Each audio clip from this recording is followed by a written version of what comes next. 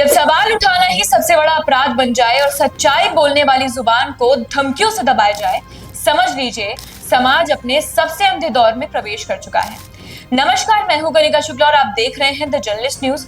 उत्तर प्रदेश की राजधानी लखनऊ में एक महिला पत्रकार के साथ सरेआम अभद्रता और धमकी का मामला सामने आया है, जिसने न केवल पत्रकारों की सुरक्षा बल्कि पूरे प्रदेश की कानून व्यवस्था पर गंभीर सवाल खड़े कर दिए।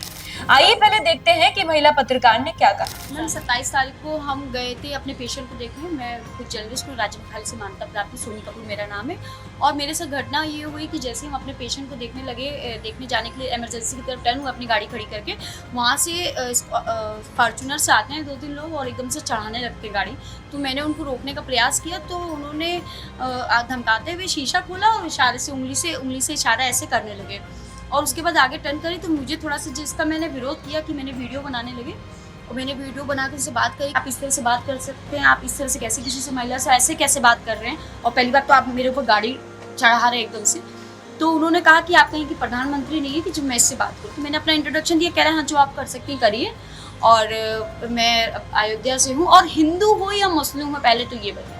हिंदू मुस्लिम का वर्ड भी उन्होंने इस तरह से किया, जिससे मैं बहुत ज़्यादा आहत हूँ। मैं चाहती हूँ कि यूपी सरकार, उत्तर प्रदेश सरकार और यूपी पुलिस जल्दी से जल्दी ऐसे इन पे कार्रवाई करे और मेरा मुकदमा दर्ज हो।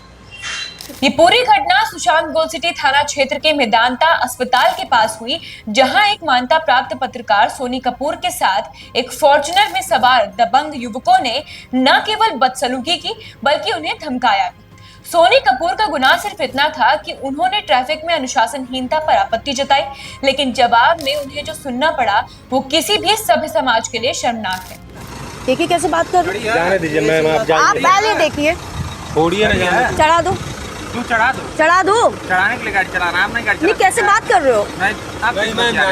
देखिए कैसे बात कर रहे हो। जो करना होगा ना, सुनो तो कर ही देंगे जो करना होगा, लेकिन बदतमीजी से बात नहीं। अरे जाने दीजिए, बढ़ो यहाँ बढ़ो, देखिए कैसे बात कर रहे हो। आगे बढ़ो, कैसे बात यार, प्रधानमंत्री होगा तुमसे कैसे जाएंगे।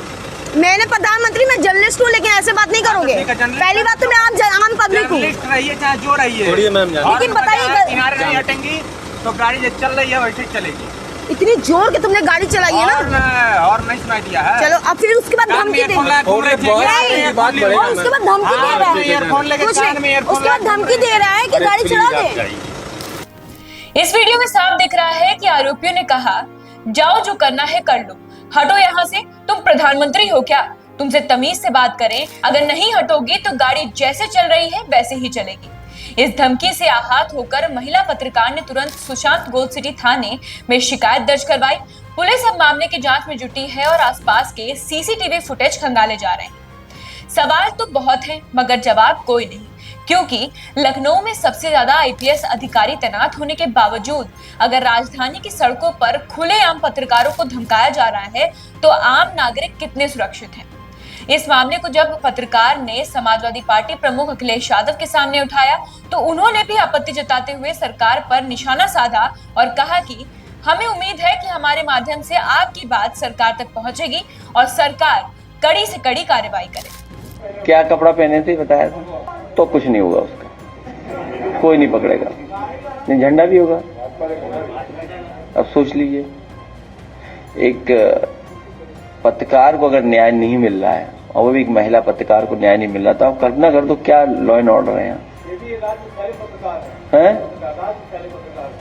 हाँ नहीं, पत्रकार है, हमारे लिए तो पत्रकार है, कोई भी हो पत्रकार। और सबसे बड़ी बात ये आधी आबादी की है पत्रकार, महिलाएं, और बताओ इनको भी न्याय नहीं मिल रहा। हमें उम्मीद है कि सरकार तक ये बात पहुंचेगी इनकी हमारे माध्यम से, सरकार कड़ी से कड़ी कार्रवाई करे जो ये भगवा कपड़ा पहन करके माफियागिरी कर। लेकिन आगे सपा प्रमुख ने तंज कसते हुए कहा कि कल्पना कीजिए अगर एक महिला पत्रकार को न्याय नहीं मिल रहा तो आम जनता की स्थिति कैसी होगी।